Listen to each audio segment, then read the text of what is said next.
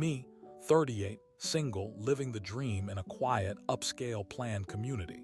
My house backs onto a meticulously maintained common green space, giving me extra privacy. Been here 15 years, knew the original developers. I run a highly specialized niche cybersecurity consulting firm out of my home office. Think high-level digital forensics and threat analysis. My work is silent, invisible, and pays exceptionally well. I value order, routine, and above all, peace. My property is pristine, my lawn a perfect emerald carpet, my garden just so. I'm the kind of neighbor who mows his lawn at 7 a.m. on the dot every Saturday, not out of obligation, but because I enjoy the rhythm.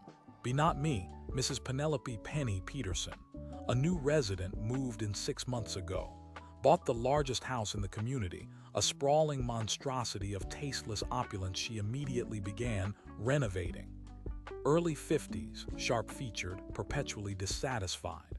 She carries herself with an air of inherited wealth and unearned authority, like a minor royal whose kingdom is solely her Pinterest board.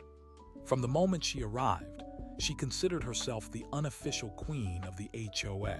She saw the community, not as a collection of homes, but as her personal stage. The injustice started small, a tremor before the earthquake.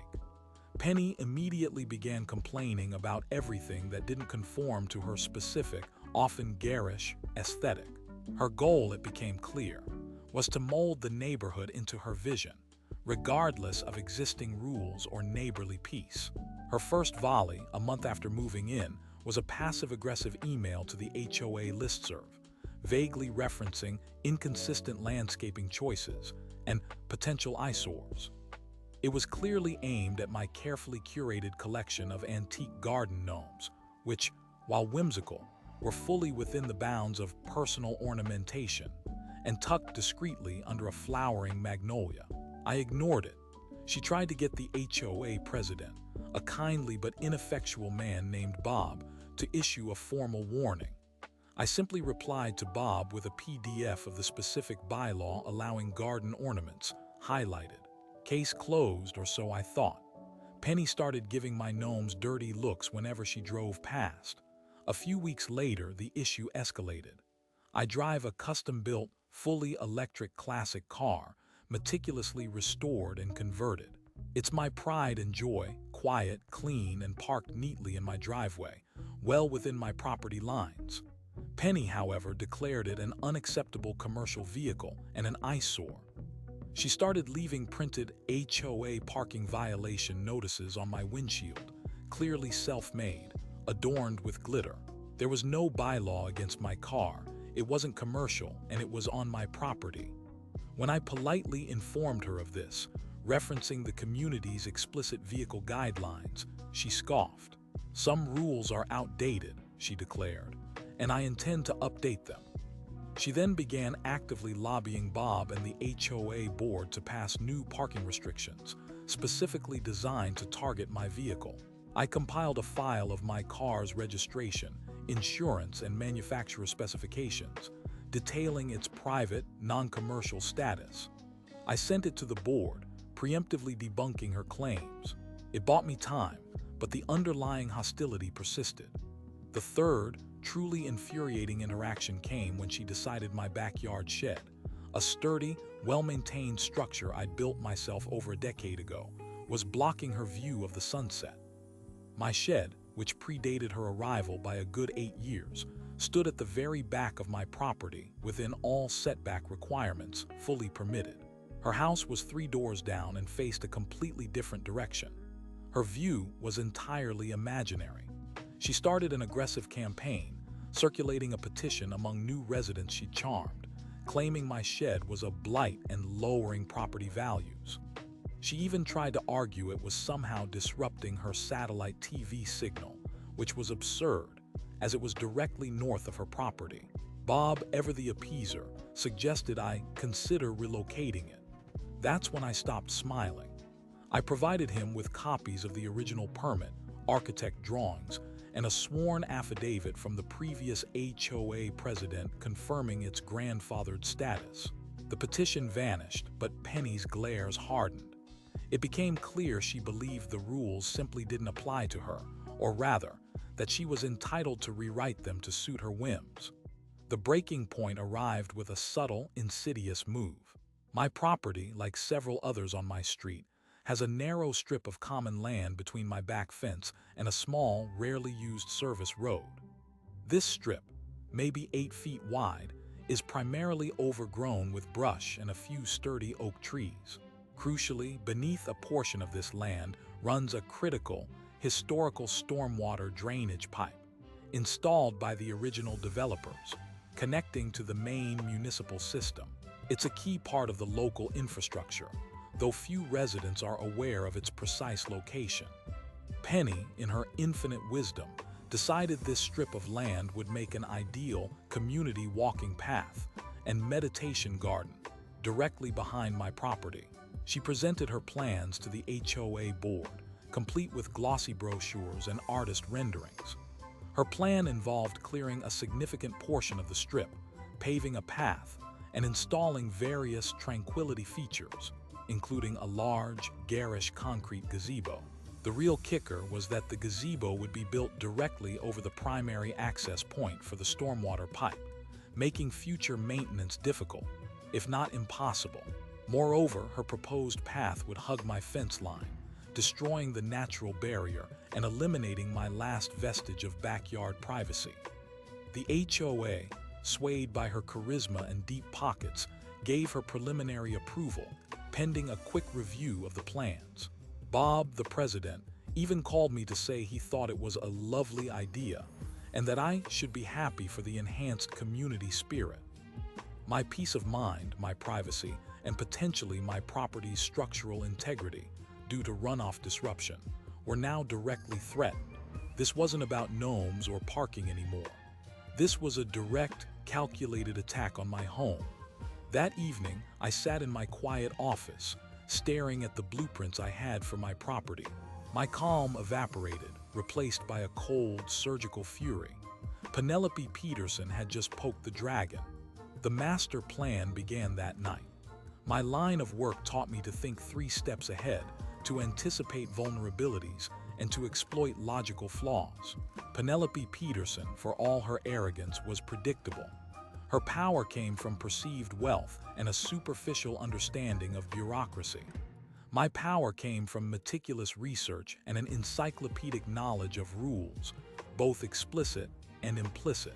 First, I obtained every single document related to the community's formation. The original developers' covenants, Architectural Review Board guidelines from 1980, every HOA bylaw amendment, county zoning maps, historical plat maps, and environmental impact assessments. I wasn't looking for a single smoking gun. I was building a legal artillery battery. My initial focus was the stormwater drainage pipe. The original developers' covenants explicitly stated the preservation of this system was paramount, holding the HOA directly liable for any interference. Furthermore, federal environmental regulations carried substantial penalties for obstructing or altering critical drainage infrastructure. Penny's gazebo plan was a blatant violation on multiple fronts. I discreetly contacted the Municipal Utilities Department and the County Environmental Services. They were initially dismissive, but became very interested when I provided them with exact coordinates and a detailed history of the pipe. Next, I turned my attention to Penny's house. Her sprawling renovations were well underway. My cyber forensics skills extend to publicly available permits and property records. I downloaded every permit application she'd filed. A red flag immediately popped up, her sunroom addition. It was a massive, glass-walled structure on the western side of her property. The original Architectural Review guidelines, which predated many of the current HOA members and were rarely enforced, had strict setback requirements and maximum lot coverage percentages for all additions. Penny's sunroom, according to the archived blueprints I found, exceeded the allowable lot coverage by a staggering 23% and encroached 3 feet into the required western setback. The HOA, under Bob's lax leadership, had simply rubber-stamped her plans without proper due diligence. This was a ticking time bomb. My trap was intricate. I wasn't just going to point out her violations. I was going to use them to destroy her authority and, ideally, her presence in the community. I hired a specialized surveyor, not to survey my property, but to discreetly survey Penny's. I wanted ironclad, legally admissible proof of her sunroom's noncompliance.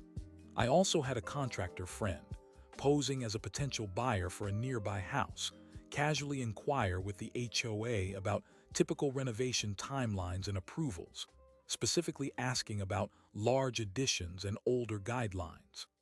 He reported back that Bob had admitted to speeding things along for Miss Peterson. This was evidence of preferential treatment and negligence. Finally, I prepared my legal ammunition.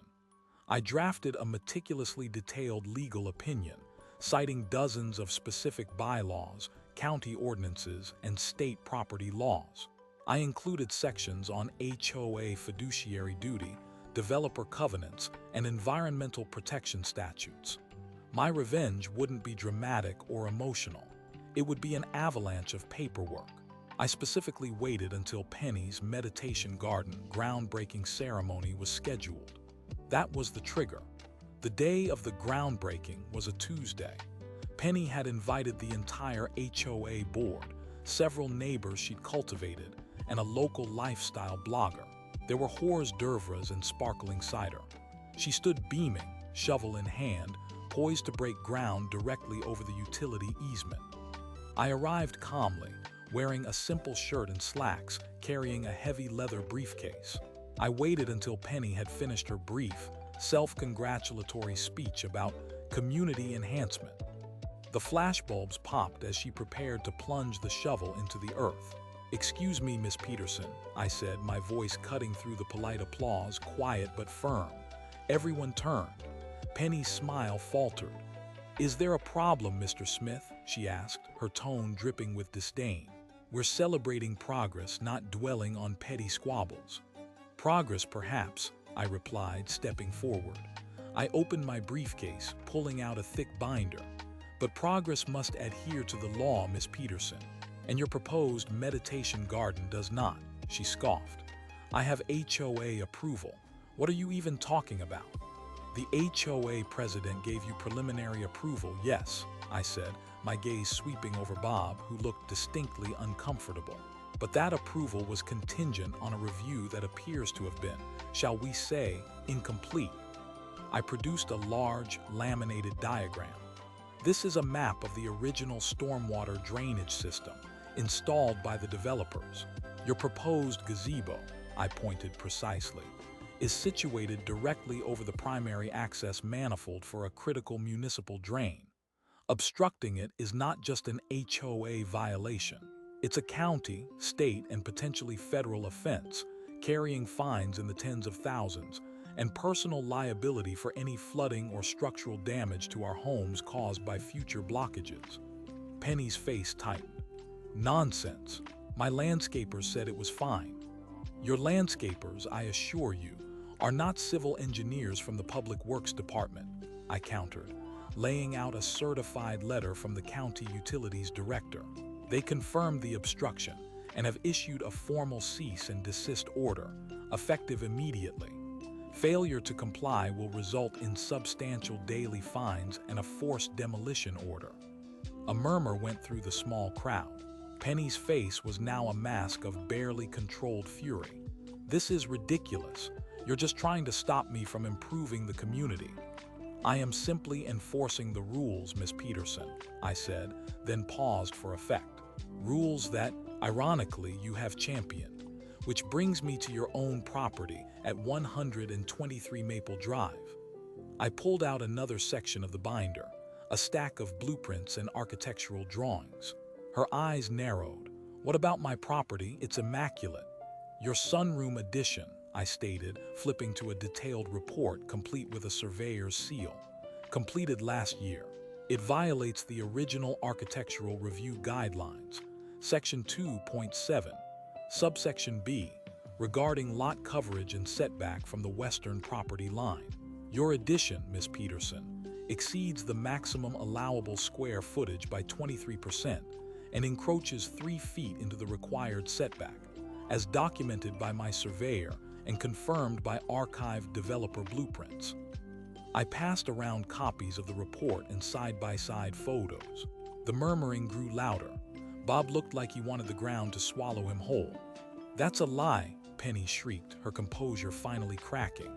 "The HOA approved it."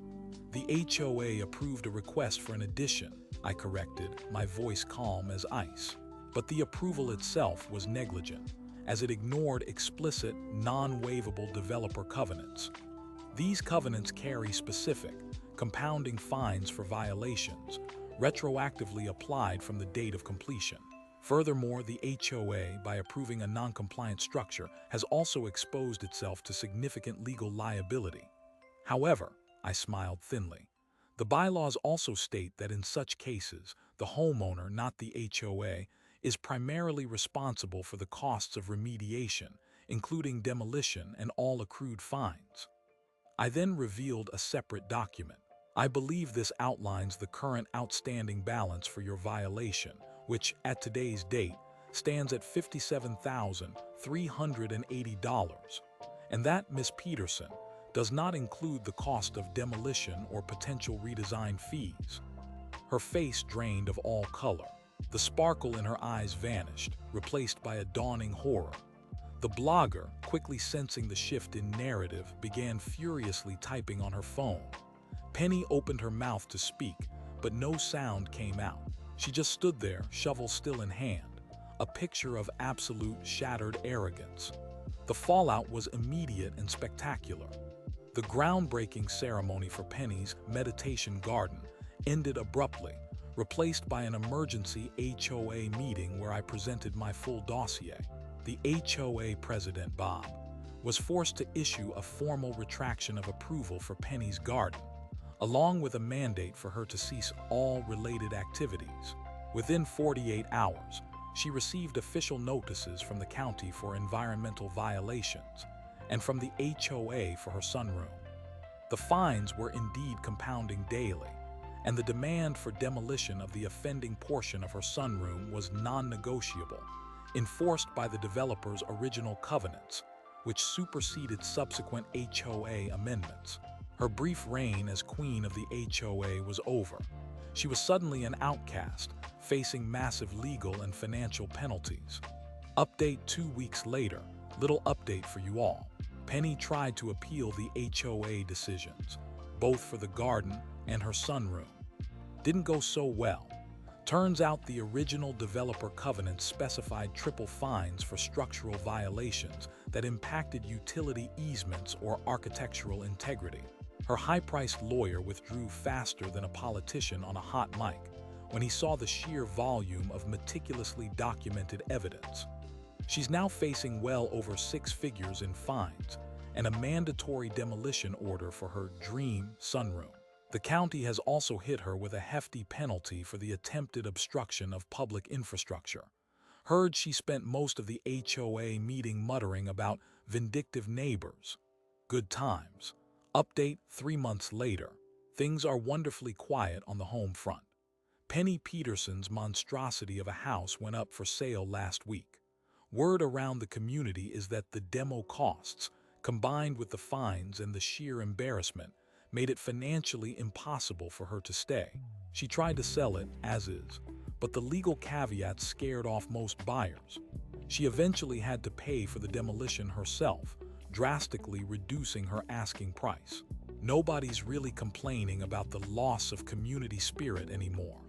Bob, the old HOA president, quietly announced his early retirement from the board. Apparently, he's planning an extended cruise. Update 6 months later. Final update, folks. A lovely young family moved into Penny's old place last month. They actually came over and introduced themselves, brought me a fresh-baked pie. Their kids, 2 energetic little boys, asked about my garden gnomes. I let them help me paint one bright red. The new HOA president is a no-nonsense paralegal who actually reads the bylaws. She already reversed several of Penny's more egregious improvements to common areas. Peace is finally restored. My satellite dish has never had better signal. My private garden area is thriving, and my unsightly shed, still standing proud. Some things just have roots.